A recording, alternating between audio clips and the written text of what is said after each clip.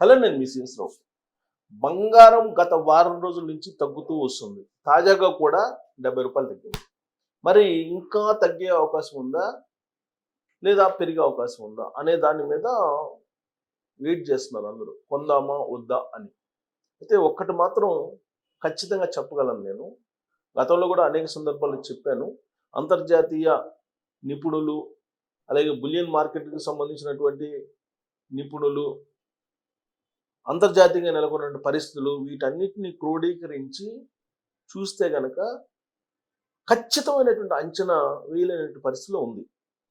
ఎందుకనంటే విపరీతమైనటువంటి పరిణామం గోల్డ్కి సంబంధించి, బంగారానికి సంబంధించి పెరగడం తగ్గడం, అసలు ఎందుకు పెరుగుతుంది, ఎందుకు తగ్గుతుంది అనే దాని మీద ఒక సైంటిఫిక్ ఐడెంటిఫికేషన్ని ఫైండ్ అవుట్ చేయలేకపోతున్నారు. కారణం ఏంటంటే చైనా భారీగా బంగారాన్ని కొనుగోలు చేస్తుంది. ప్రస్తుతం చైనా దగ్గర మనకి వస్తున్నటువంటి సమాచారం ప్రకారం 2300 టన్నులు బంగారం ఉంది. ఏడాదికి 100 టన్నులు కొనుగోలు చేస్తుంది. 2023లో 250 టన్నులు కొనుగోలు చేస్తుంది. ఇప్పుడు దానికి మిన్నగా కొనుగోలు చేయడానికి సిద్ధమైంది. బంగారాన్ని పెద్ద ఎత్తున చైనా కొనుగోలు చేస్తుంది. మరి అలాంటప్పుడు బంగారం రేటు పెరగాలి కదా, కానీ పెరగట్లా, తగ్గుతుంది గత వారం రోజుల నుంచి. ఒకటి.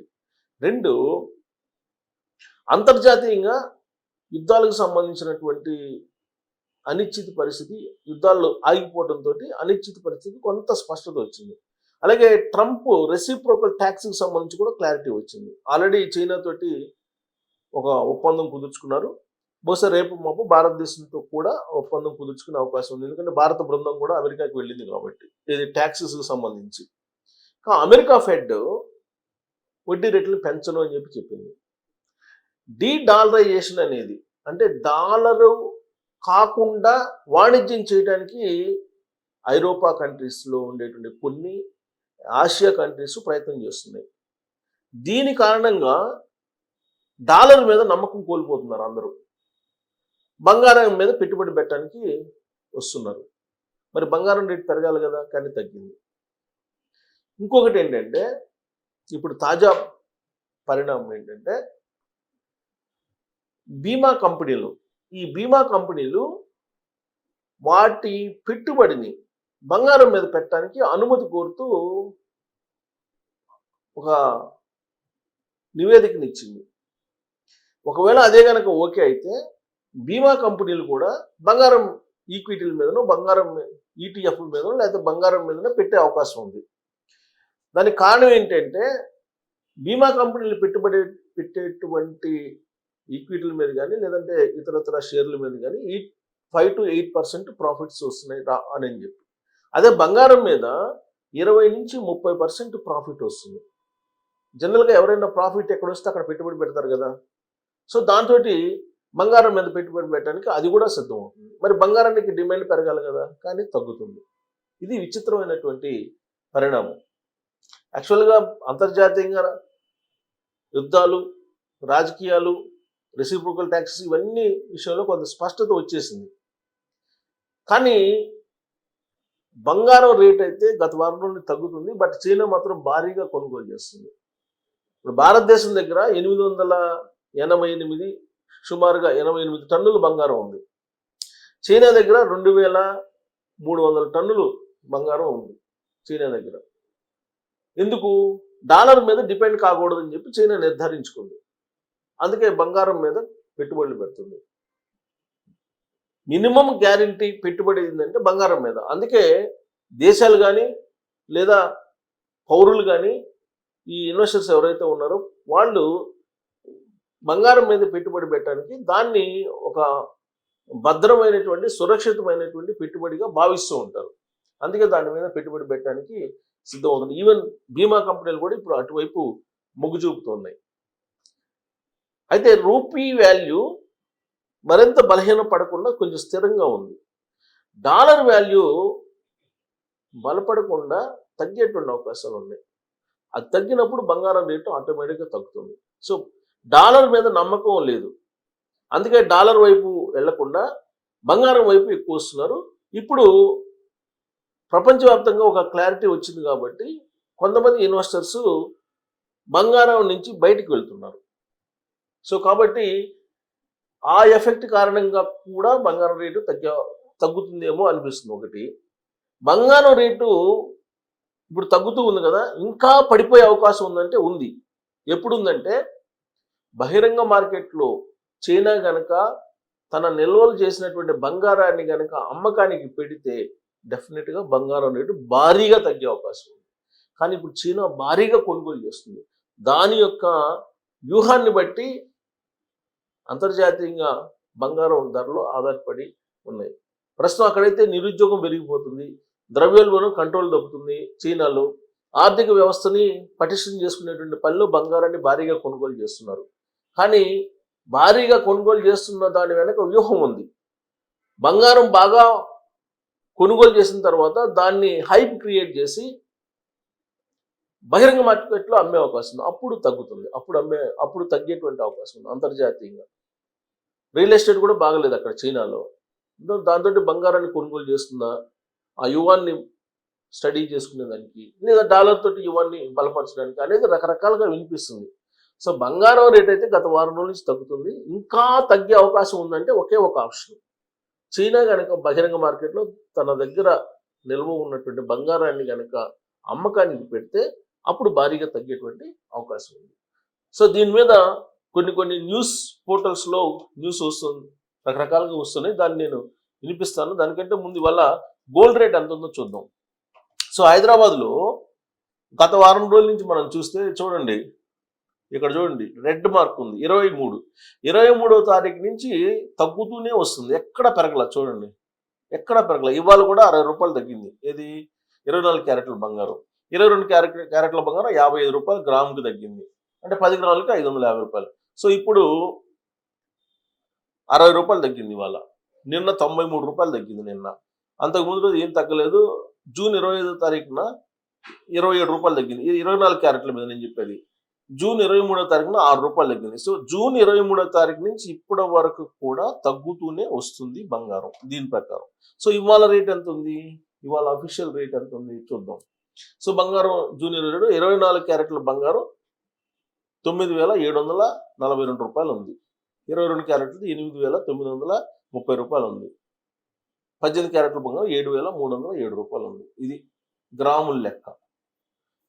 ఇక బంగారాన్ని మనం ఇక్కడ చూడండి, ఈ న్యూస్ చూద్దాం.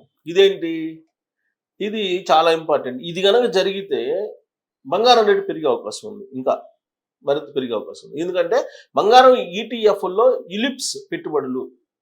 ఏంటి యులిప్స్ అంటే ఏంటంటే, ఇదిగో పసిడిదారుల జోరు జీవిత బీమా సంస్థలను విశేషంగా ఆకర్షిస్తుంది. బంగారం ధర గత 5 ఏళ్లలో ఏకంగా 20 రెట్లు పెరిగింది. గత ఏడాది కాలంగా చూసిన బంగారం ఈక్విటీ ట్రేడెడ్ ఫండ్స్, ఈటీఎఫ్ అంటే ఈక్విటీ ట్రేడెడ్ ఫండ్స్ లోను మదుపరులు సగటున 30% రాబడులు కళ్ళజూశారు.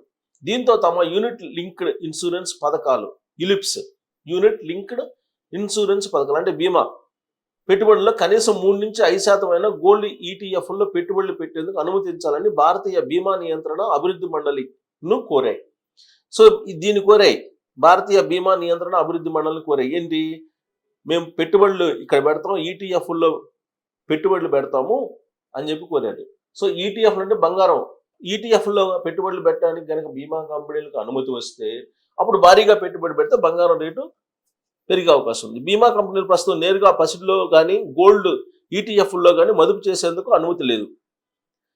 యులిప్స్ ద్వారా సమీకరించిన నిధులను ఈ సంస్థలు ఈక్విటీ రుణపత్రాలు, లిక్విడ్ డెట్ ఫండ్స్ లేదా బ్యాంక్ ఫిక్స్డ్ డిపాజిట్లో మాత్రమే పెట్టుబడులుగా పెడుతున్నాయి.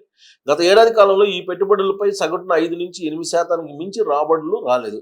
ఇదే సమయంలో బులియన్ మార్కెట్ మాత్రం సగటున 30% వరకు రాబడులు ఇచ్చింది. దీంతో కనీసం పెట్టుబడుల వివిధీకరణ కోసమైన గోల్డ్ ఈటీఎఫ్లో పెట్టుబడులు అనుమతించాలని బీమా కంపెనీలు కోరుతున్నాయి. కాగా బీమా నియంత్రణ మండలి త్వరలోనే దీనిపై నిర్ణయం తీసుకునే అవకాశం ఉంది. సో బీమా నియంత్రణ మండలి కనుక దీని మీద నిర్ణయం తీసుకుంటే గోల్డ్ రేటు పెరిగే అవకాశం కనిపిస్తూ ఉంది.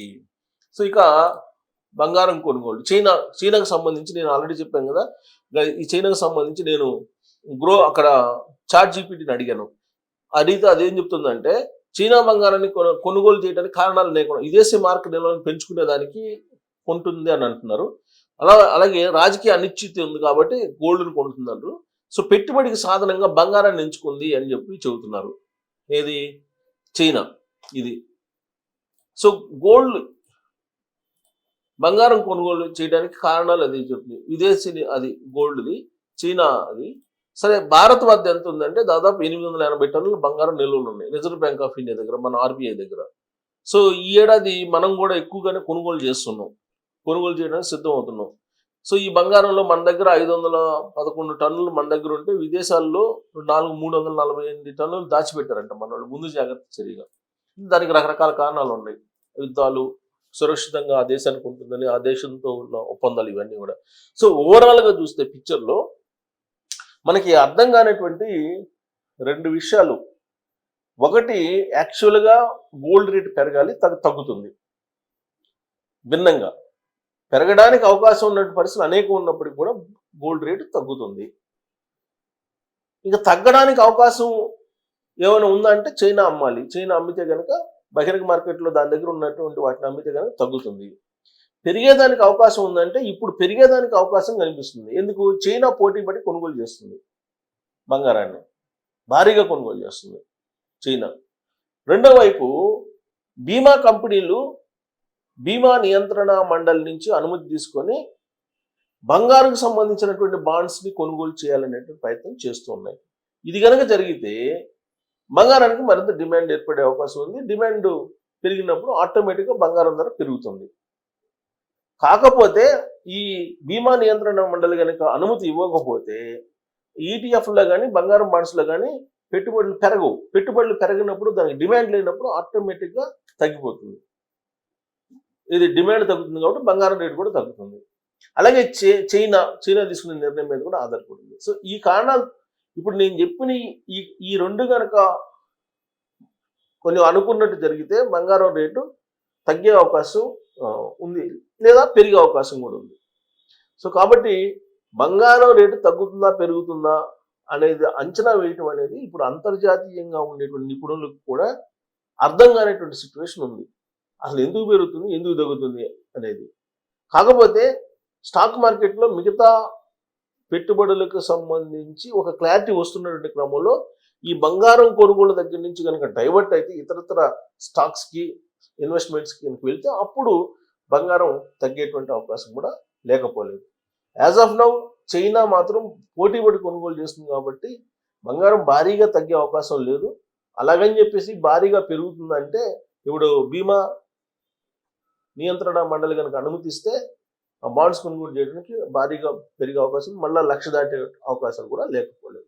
మరి దీన్ని విన్న తర్వాత మీకేం అనిపిస్తుంది అనేది మీరు ట్రోల్ చేయొచ్చు. Thank you.